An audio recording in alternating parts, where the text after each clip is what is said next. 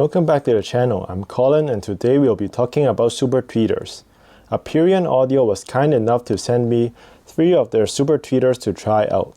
In this video, I will show you the differences between these 3 tweeters, explain why you may want a super tweeter, and tell you how to set up a super tweeter and how they measure.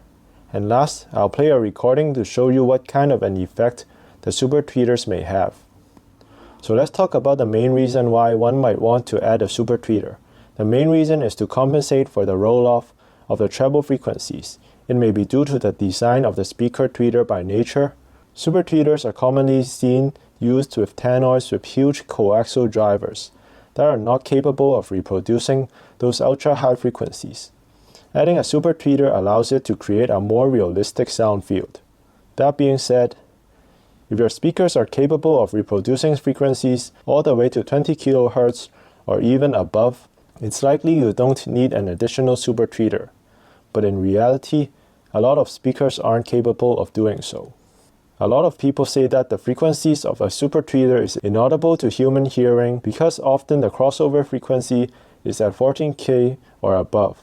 But that's actually not the case, as the output of the tweeter is not a hard cut at the crossover frequency. The output level gradually slopes down from the crossover, and the super tweeter actually starts to have an effect around the 5K region. The crossover slope will differ from different tweeters, but it's never a hard cut. I'll show you some measurements later in the video to show you what I mean. Let's check out the tweeters. So here are the 3 Aperion tweeters, displaying accordingly to their price. The left tweeter here is the most affordable tweeter Aperion offers. It's the PST Mark II, PST standing for Planar Magnetic Super Tweeter. The PST retails for $399. The middle one here is the RST, R standing for ribbon. It has an aluminum ribbon tweeter.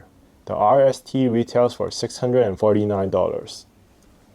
The last one here is the DST. It has a dual firing air motion driver. Apart from firing into the front, the back of the driver is also open, so the treble frequency will also fire out the back of the tweeter. The DST retails for $999. The advantage of a backfiring tweeter is that it directs sounds to reflect off the front wall, creating a delayed and diffused sound field that can create an illusion that soundstage of your room is deeper and larger than it actually is. The Burmester BA31 and BA71 speakers have a backfiring tweeter that is designed to achieve similar results. The backfiring tweeter is also known as the ambience tweeter. The first thing you need to check out when purchasing a tweeter is the sensitivity of the tweeter. You need to make sure the sensitivity of the super tweeter matches the sensitivity of your existing speakers. Take the Aperion tweeters for example. They have listed the compatible sensitivity range for each of the tweeters. I've listed them on the screen now. Using my Wharfedale Denton 85 as an example, that has a sensitivity rated at 88 decibels. All 3 of the tweeters will work with it. Aperion also makes a super sensitive tweeter called a HST that can be paired with speakers with a sensitivity rating of 98 decibels to 103 decibels, like some Klipsch horn speakers or some Zoo audio speakers. Not all super tweeters are designed the same, but the Aperion here has 2 binding posts, so you can connect the tweeters using a short pair of speaker cables. You can also use bare wire if you want. All you need to do is to connect the binding posts of the super tweeter to your speakers. Position the tweeter as close to the front edge as possible to minimize diffraction. Last, set the volume accordingly. So I ran some frequency sweeps with the tweeter and without the tweeter on my Wharfedale Denton 85, and here's what I got. The red curve is with the DST tweeter off, and the green curve is with the DST set to -4 dB with a crossover frequency of 12 kHz. This is measured at the listening position of the room. As you can see, the frequency starts differing down to the 2 to 3 kHz region, though the difference there is negligible, at least according to the measurements. So if you can hear 2K and above, you can possibly hear a difference in the tweeters. It's not just music for dog hearing.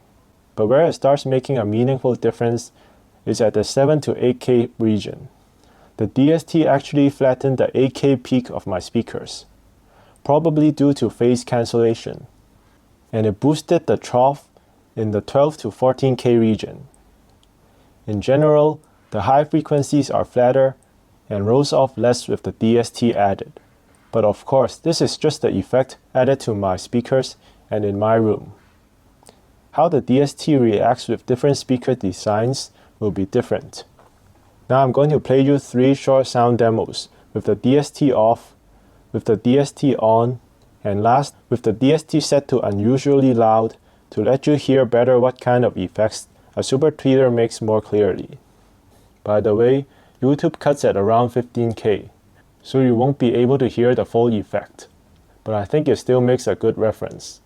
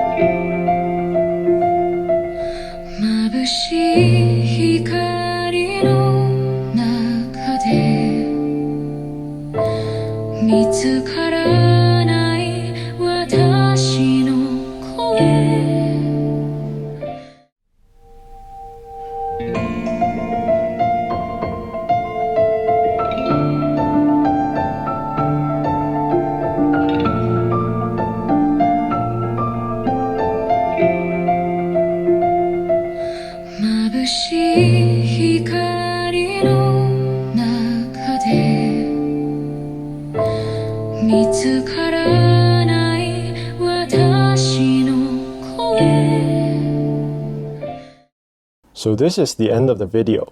To me, the DST really added textures to the sound of my Denton. The decay became much more apparent and it really changed the soundstage depth. Did you hear that in the recording? In the coming weeks or months, I'll be trying all 3 of these tweeters with a different speaker and give you a more detailed review of how each of them sounds. It's going to be a lot of testing, so if you're interested, subscribe to the channel for that video. Let me know if you have any questions about the Aperion tweeters. Thank you for watching.